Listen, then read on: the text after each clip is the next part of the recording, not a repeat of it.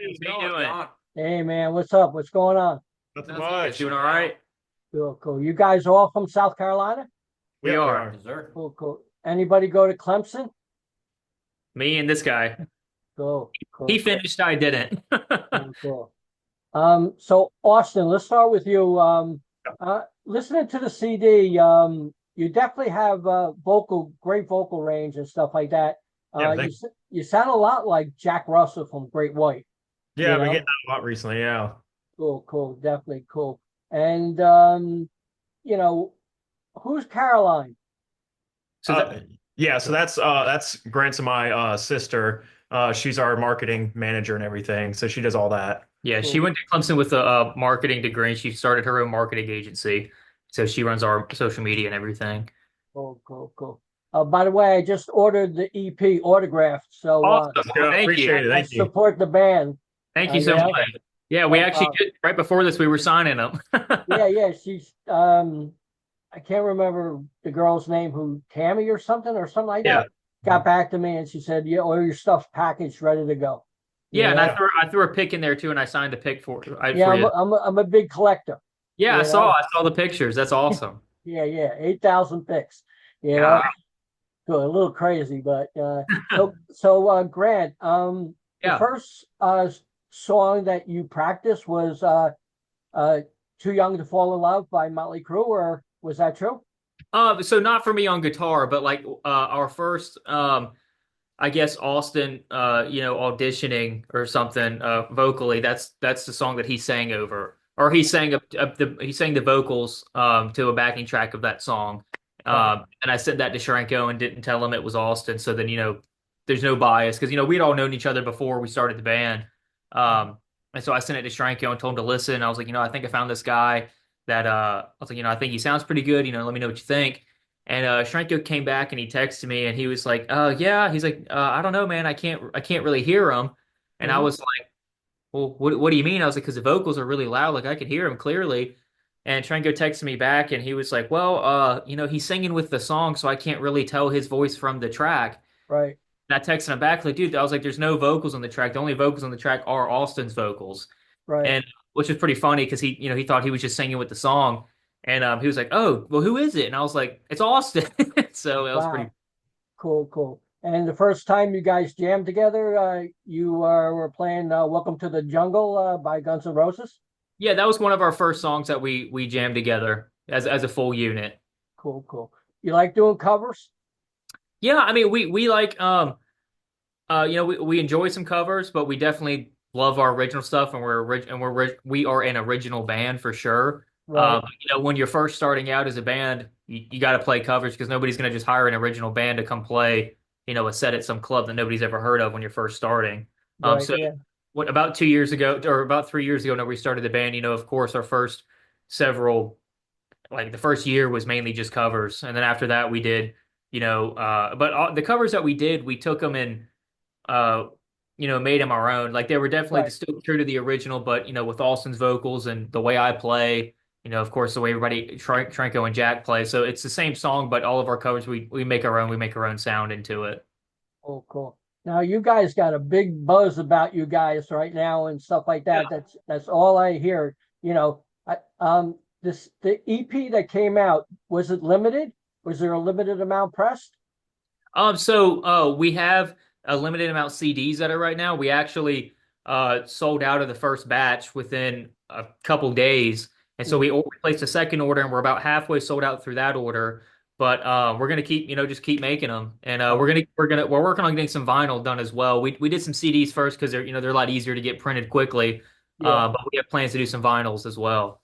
cool, cool. As a young band, being compared to bands like White Lion, Slaughter, Steelheart, Van Halen, Dokken, does that blow your mind? Yeah, I mean, I love it. I mean, it's kind of funny because one of the first songs that so Shranko was in the band with me before Austin even started singing. Right, And at that point when we first started, it was just me and Shranko jamming songs that we loved in my room. right, Uh, and one of the first songs he and I jammed, aside from the Rush and Van Halen and Deep Purple songs he and I were playing, we played "Unchained the Night" by Dokken, which is right. kind of cool. So now people, I think it's really cool to get that comparison because those guys are definitely some of our influences for Right. sure. So I think I definitely think it's cool. We all take it as a compliment. Cool, cool. Now, can't take it anymore. That's your new video and stuff like that, which is amazing. Thank You you. know, I was reading like all the comments underneath and stuff like that. 35,000 views already, and Yeah. like reading the comments. I mean, you reached out to people like are making comments from Russia, Brazil, Spain, Germany. How do Yeah. these people find you? I don't know. So we All like right. yeah, all those are I mean to do 35 almost probably by the time we get off by the time we're done here probably 36,000 in six Yeah. days. I mean is very good and we've actually been getting a lot of attention from the UK and Europe and France as well because there are several comments from France and like you mentioned Russia and Brazil Yeah. and of course the States. But it's awesome to see, that it's not just people around here that are seeing it, it's the whole world, which is really cool. Cool, cool, cool. Now, Austin, who's your favorite singer? Uh, Probably Sebastian Bach. Yeah, Yeah. he lives around here. Oh, does he? I'm in Jersey. Yeah, he lives there around here. Okay, cool. Yeah, yeah. Cool, you Yeah, know. I'd probably have to say, Sebastian Bach's probably my favorite. And then obviously I love Jack Russell Yeah, too. Jack Russell, Ian Gillan, Steven Tyler, and David Lee Roth too. So cool, cool, cool. like my top guys. Wow. That last video, the new one. Does your back hurt after leaning back? We did, I think we had to do like 5 or 6 takes of that. And I Uh, told the guys, I was like, dude, I don't know if I can do another one. My back is messed yeah, up. I guess. But 'cause I had to like hold it out too until he got the shot, Uh, and I was like, damn, I need to stretch. yeah, yeah, definitely. I was thinking about the Van Halen cover where he's bent all the way back when Yeah. that was like that and stuff like that. You know, Grant, who's your favorite guitar player? My favorite guitar player is Eddie Van Halen. Uh, He got me into guitar, which is kind of funny because I started I've been playing I'm 24 now and I started when I was probably 12, 13, just kind of picking it up. My dad always played and I started out on a lot of acoustic stuff and then I got into, like some lighter blues stuff like John Mayer and stuff like the first year. And then, I heard I think the first Van Halen song I learned was "Hot for Teacher." It was like one of the right, first ones I learned, and I heard that, and I heard of course, the iconic intro, and I was like, I want to do that. So, right, I picked up the electric from there, and I've just stuck with it. But aside from Eddie, I really like Richie Blackmore right. from Deep Purple. I like Jimmy Page, and of course, I love Vito Bratta from White Lion, also. Uh-huh. Zach Wild, all those guys. I mean, it's really cool to hear people comment. It's like you mentioned on the video to compare us to those you know, bands that we all listened to and started playing because of. Right. Cool, cool. Yeah. Hey, Matt, who's your favorite bass player? I'll have to say Geddy Lee from Rush for Cool. sure. That's a good one. That's definitely a good one, you know. And There's Jack, how do you who's your favorite drummer? I'd probably say Lars from Metallica or Uh, Mario from Gojira. But cool. I love Nico from Iron Maiden Mhm. and of course John Bonham from Zeppelin. Those are some of my absolute favorites. Cool, cool, I grew up on Metallica and he's just my favorite. cool, cool. Tell me a little bit about touring. Are you mainly focused on South Carolina or are you gonna go, through the whole United States? Yeah, so right now, I guess I wouldn't say we're touring. We're trying to get on some opening spots for some bigger bands that are on tour as opening positions. Right. Uh, and we're gigging around. We've played pretty much every state in the Southeast this far. I mean, we play what like 100 shows a year, if not sometimes more. So I mean, we play almost every week. But yeah, I mean, we want to go all over. We would love to get to Europe and the UK at some point, in due time. But yeah, we're playing everywhere and anywhere that we can. Cool, cool. Now tell me a little bit about your merchandise. I saw you have a lot of it and stuff like that. Yeah. And, Yeah. I guess people could get it at your official website. Yeah, so if anybody goes to the band DAZR.com, we've got t-shirts, hats, hoodies, jean jackets, Shot glasses. shot glasses, Candles. coffee mugs, candles. We got all kinds of stuff up there. So there's everything that ranges from $1 to 25, 50, whatever. So there's something for everybody up there. Oh, make sure you get the autograph CD. Yeah, You know, absolutely. you know. So you guys like making the videos?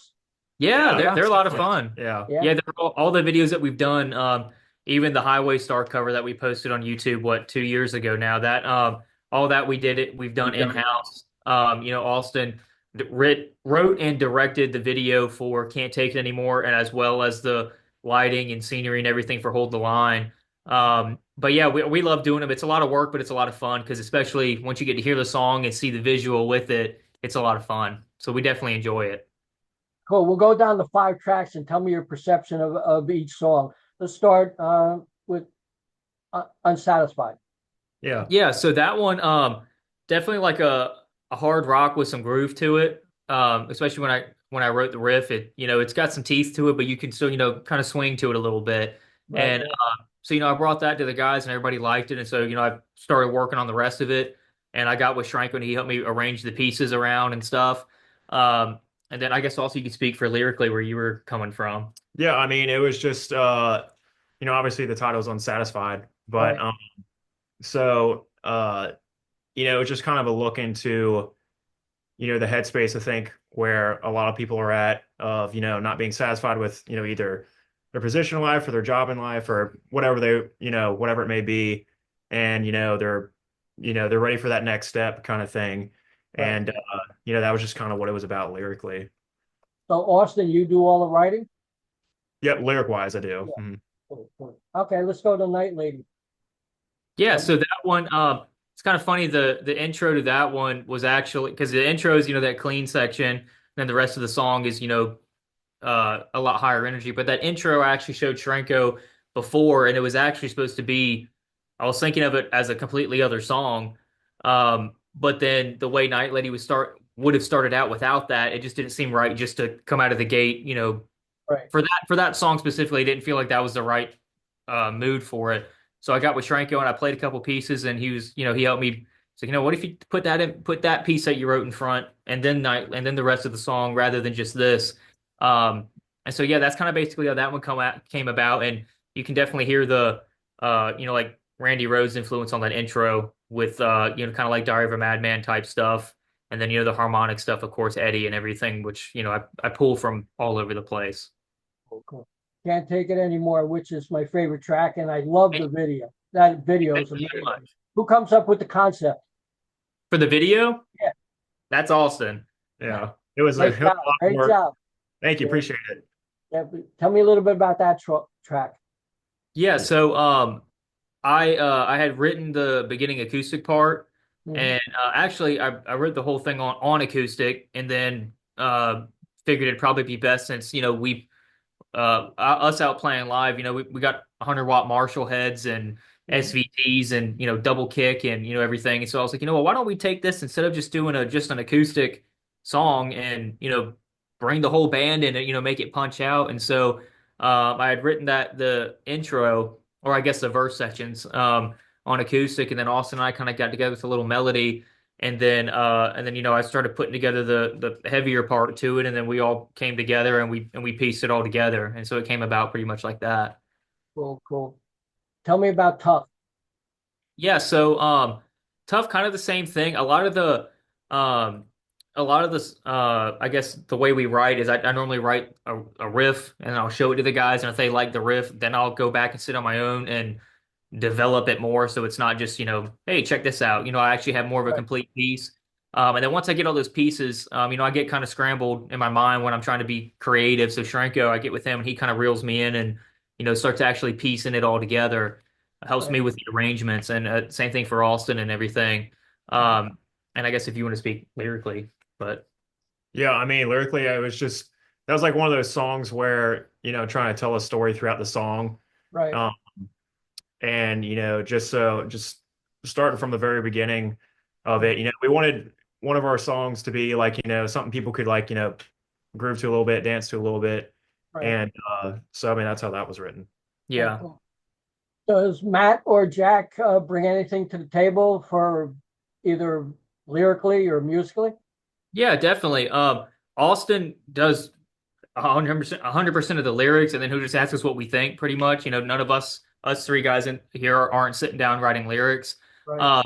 But musically, yeah, like I said, it's a lot of it, just the nature of it, and the genre we're in. I'm the guitar player, so I'd normally write the pieces, and then Right. us three get together after I've developed it, and Trank helps me arrange it, and then of course Jack with transitions on the drums and piecing everything together. But we definitely, after I write the riff and a general outline of the song, we all get together and we kind of trim the fat and get it down to the core of the song for Cool, sure. So cool, they definitely bring a lot to the table for sure.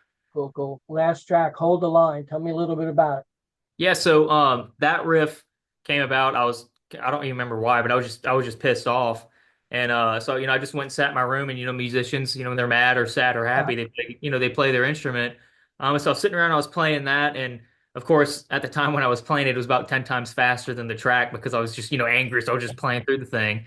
uh, I thought it sounded really cool, and I recorded a little demo and showed Shranko and Austin and Jack, and everybody liked it, and we all like I said, wrote the pieces and then got together. Because that's definitely a pretty dynamic song. The intro and the verse and the pre-chorus and then the outro. I mean, there's so many different sections in that 4 minutes. right. Uh, that that is definitely one Shranko helped me with. Reeling me in and kind of condensing me down some. Cool, And then cool. lyrically, hold Yeah, the and then line. so as far as the lyrics, um, so I heard the riff and I thought it was like, a pretty, moving riff and everything. And I was just kind of thinking about where we want to be and stuff, in the future band wise, because this is end goal playing stadiums. That's our vision, that's where we're going. Mhm. And so I was like, dude, just we were just all pissed off and and I just kept popping up in my head, like hold the line, stick the path, because excuse me, because a lot of people, tell you, get a plan B, have a plan B, have a backup plan and all that. And basically, this song is like, screw that, when anybody's trying to tell you what to do exactly what you want to do, and Yeah, hold the line to your make, dreams, basically. yeah. So Because stick it one out. of the lyrics that actually popped out in my head whenever Austin came to me with it was one of the pre-chorus lyrics, which is "Shut your mouth and watch your tone, always doing what you're told. You're running out of time. Hold the line." Right. And especially at our ages, we're all 24, and I think Jack's 21, and I'm the oldest, and I'm 24. So graduating college, or my case, in our cases, didn't finish college or go to college. Everybody, especially when you tell them, I want to do this, not I want to do this, but this is what I'm doing. Right. Everybody's like, "Do you want to be in music? Oh, come on, go get a job, man." And I'm like, no, dude, screw that. This is what we're gonna do. So that's kind of how that came about. And I think lyrically, the vibe fits 100% perfectly with the music and the aggression behind it. Cool, cool. How difficult is it to break into music? Because I know how many emails I get a day of PR people Yeah, trying to push bands. I get at least yeah, 300 emails a day. yeah. Yeah. It I'm like, what's the chance? Oh, well, the thing is, it's definitely not an easy business by any means. But also, if you've got the talent and more importantly, the determination and the grit, you can make it happen. Because, a lot of bands, they start out and they play for a year and they're like, well, we're not playing stadiums yet, so it's just not going to happen. And I'm like, guys, even the guys you look up to took 5, 6, 7 years, so.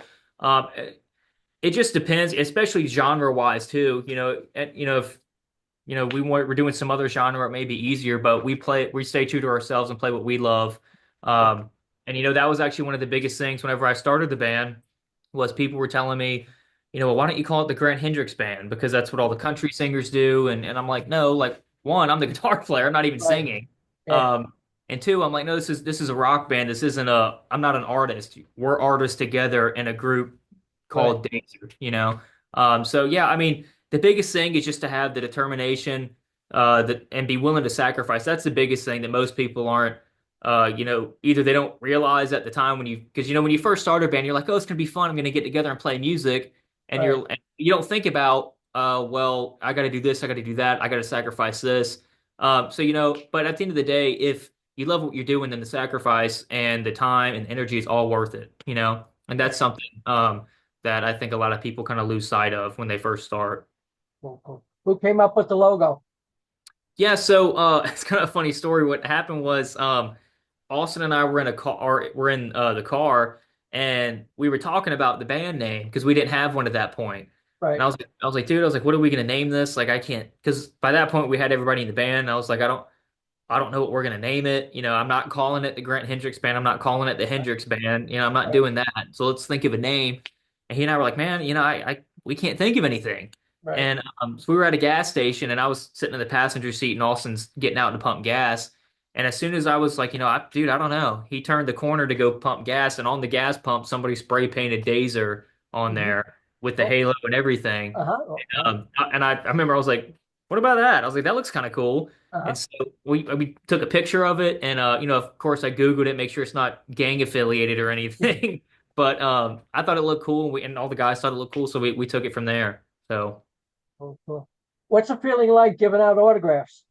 it's cool. It's um I don't know how to describe it. Yeah. It's definitely, or I would say, anytime somebody asks for an autograph, I'm extremely grateful to even be in that position. You know, I mean, it when if I could have, you know, met some band or something when I was 12 and they signed something for me, I'd be a fan for life. You know, and Right. so Yeah. it's definitely a very special feeling to all of us to be able to give back to the people who, you know, allow us to do this and, you know, listen to our songs and buy our stuff and, you know, fund us and come to see us on shows and stuff. So I would just say overall, we're just very grateful. Cool, cool. Yeah, I got there's a book out you get at Barnes and Noble called Metallica, the early years. And the front, Yeah. I'm a photographer, and the front cover is my picture. And Oh, I cool. Cool. right? And a couple of people asked me to autograph. It felt funny. You know, Yeah. Yeah. I felt Yeah. like, you gotta be kidding me, That's man. how it felt for us too, because I think whenever we first got asked to do autographs, he and I were working at Lowe's, and I was like, I was like, dude, I work in the wood department in Lowe's, like, you know, but no, it's thankfully we're not at Lowe's anymore, but no, it was definitely very special. Cool, cool. So, Austin, looking Yeah. back on your early days to now, what's your hopes for the yourself and the band moving forward? Um, well, the hopes for the band is, you know, in the direction that we're going, which, you know, we will get there, is, you know, going around touring US, touring Europe, going playing stadiums, you know, doing headlining shows, co-headlining shows with, you know, some of our favorite artists and everything, or favorite bands, excuse me. Um, but personally, I would just say, you know, growing as a singer and just being, you know, just getting as progressing as much as possible as the singer for DAZR to make the band better is Cool, what I'd cool, say. cool. Grant, what was the last concert you attended? Actually, Austin and I, Def Leppard. yeah, went to go see the Motley Crüe, Def Leppard, Poison, and Joan Jett Yeah. tour that they did. What was that 3, 4 years It's ago? 2022, I think. Yeah. Okay, it's about 3 years ago. That was the last one that he and I went to, which was really cool. It's like their Uh, stadium tour. Yeah, it was their stadium tour that they all did together, and we went with our brother-in-law, and that was really cool. It was cool to see, you know, those guys in person, you know, doing what we want to do. And you know, of course, whenever we were there, you know, I remember telling Austin, I was like, you know, I was watching it, and they all sounded great, but I was like, not being able to see it, and then versus just seeing pictures and online is it makes it feel more attainable and real to actually be able to see somebody doing what you want to do, you know? So that right, was yeah, definitely another inspirational moment for all of us. cool, cool. Yeah, Motley Crue. I got the photograph the Shout at the Devil tour. Oh, Um, really? yeah, Wow. yeah. So I worked for a magazine, so I was sent Cool. all over the place. You That's know, Yeah. awesome. so Matthew, what was the last concert you attended? Um, so I would say, and to clarify, I don't know, I guess band related concert or like this band related, Uh-huh. um, would be I went and saw Black Sabbath on their The End tour, Uh-huh. which has been a long time now. But aside from that, we actually all went and saw Zach Wild, um, Zach Sabbath. with Zach Sabbath play, Uh-huh. and I mean that was incredible for Cool, sure. cool. How about you, Jack? Yes, sir. Aside from the Zach Sabbath show we saw all together, back in September, I went and saw Gojira and Korn, and I got to meet Gojira, and it was amazing. It was very cool. Cool, cool. Were there any songs written for this EP that you didn't put on? Yeah, the the funny thing is, um, we have an album's worth. We have what, 5 or 6 more songs that are Yeah. completed. Right, But we wanted to put EP out first, and just pick the ones that we thought were not the best, but just the ones at the time where we felt the most confident in going in the studio with, because the other ones are done, but we're right. still nitpicking and tweaking little things. Um, so yeah, we have plans to do a full album by the end of the year. And so we've definitely got more songs coming for sure. Okay. And you said it might be vinyl? Yeah, that's the next thing we're looking into is to get vinyl versions of the EP out. Cool, cool, cool, cool. You think it'll be color vinyl? That's something Could I be. haven't thought of. I think it might be cool to do like a red vinyl or something. Maybe, because our logo's red might be kind of cool. Right. But I think that would definitely look cool with, our logo on the center circle, which would look really good. Cool, cool. I noticed a lot of bands I've been interviewing lately are putting out only 8 tracks on a full album, but only putting one song out for every 3 months. Yeah. Yeah, that's kind of Is that the new thing? that I seems think the so, thing is yeah. that kind of seems to be the new thing for everybody, is because I guess just because the way the industry is today, nobody's waiting in line at a record store overnight to buy the new, AC/DC album or Def Leppard album or something. In the world of streaming, everybody what people are doing now is basically releasing a bunch of singles and then at the end of the year grouping them and really re-releasing it and calling it an album. Right, And we're definitely more old school. We're kind of taking a mixed approach to that because Night Lady and Hold the Line were previously released as singles. right. And then Tough, Can't take Can't it Take anymore. It Anymore, and Unsatisfied. Those were not released yet. And so we definitely want to do definitely a full album rather than just a bunch of singles because I like the single idea, but also I love being able to say, hey, do you remember this song off that album? And then I can point to it and to see that album on my wall, Right, yeah. it's definitely a nostalgia factor, but also it's quintessential with the history of rock and roll. Cool, cool. If you went on a big tour, who would you like to support? Oh man. I would say for me, Poison, Yeah. Extreme, uh I don't Def Well, Leppard. Aerosmith, but they're not touring Yeah, anymore. that was one of my bucket lists, but Yeah, no, definitely them. God, if Sabbath, we're still going Sabbath. yeah. All those guys. Def Leppard, Motley Crüe. We love all of them. Do you have somebody? Yeah, if Guns N' Roses is still Yeah. going, Yeah, that'd be pretty yeah, fun. yeah. Absolutely. Now, the EP, was that all independent or do you have a label?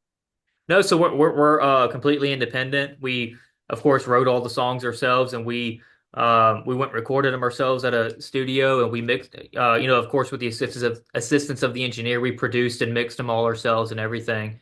Mhm. So yeah, right now we're unsigned right at the moment. Cool, cool. Do you feel you need a label? I think if a label came to us with a deal that's advantageous to both parties, then sure. Uh-huh. But I think kind of the way the industry is now, a lot of times they come to you after you've done all the work and after you've put up a bunch of time and money, which I understand, but also their point is supposed to be to help you and not, just give you some money and say, hey, pay me that back plus half of it, a Right. year from now. But that's why I said, we're definitely not opposed to a label deal or being signed to a label or anything. It's just whatever label deal we were approached with, it have to be advantageous to both parties. If they benefit, absolutely, as long as we benefit and vice versa. Cool, cool. How's your family feel about your success so far? Great. They're extremely supportive. The band wouldn't be here if it weren't for Austin and I's parents and how much they've done for us. And, supporting from literally one running the band business, the back end of the business to, to bookings, to merch, to all that. They've been extremely helpful. And, of course, just being aside from the business, standpoint, just being supportive with us, with our dream and everything, I mean, they supported me not finishing school. They supported my decision, as well as Austin and everything. So, like I said, I mean, we couldn't be more grateful for their support. Cool, cool. Uh, Austin, do you collect anything? We're collecting records, Yeah. Yeah. but other than that, not really, no. Not too much. I wish I had the money to collect motorcycles, but I'm not there yet. How about you, Grant? No, kind of the same thing. I wouldn't say I'm a collector of anything per se, probably because I don't have enough money to be a collector. But yeah, no, I would love to. I would love to have a bunch of vintage amps, but if I did, I know I would just take them on the road and beat the hell out of them. So Yeah. I don't know if I did that, they would definitely be like studio use only type stuff. Because I've got, I had an original 1974 Marshall 100 watt for a while, and I played it at every gig, and that was back before I could afford a backup amp, so I didn't bring an extra head, and so that always made me nervous. Thank God we never had anything happen with that amp, but now I've got two plexis that I use that I bring everywhere. But no, I mean I would love to be a collector, definitely some old vintage gear for sure. Cool, cool. How about you, Jack? Aside from all the drum gear, not too much. No? It's a lot of drum stuff. Cool, cool. How about you, Matt? Yeah, pretty much about the same. I have goals to kind of scour the earth for basses. There's a lot of different genres of bass guitars that I just want to be able to have and play it whenever I want. But yeah. Cool, cool. Well, you guys, it was great talking to you, DAZR. Yeah, And really comfortable interview, really nice. absolutely. I appreciate all you guys. I told you I support you. I picked up the CD. Absolutely. Thank you so much. much. Thank you so much for having us. We really appreciate it. No problem. You wanted to say anything to the fans out there? Go ahead. Yeah, absolutely. Thank you, everybody. Keep checking out our stuff, and we're grateful for everything you guys are doing for us, and thank you for following along with us on this journey. So Yeah, appreciate y'all. thank you. Thank you. How about you, Austin? You have anything to say? I think Grant said it all for us. Okay. Thanks a lot, guys. See you later. Thank you very All right, much. Appreciate it. Thank you. Bye.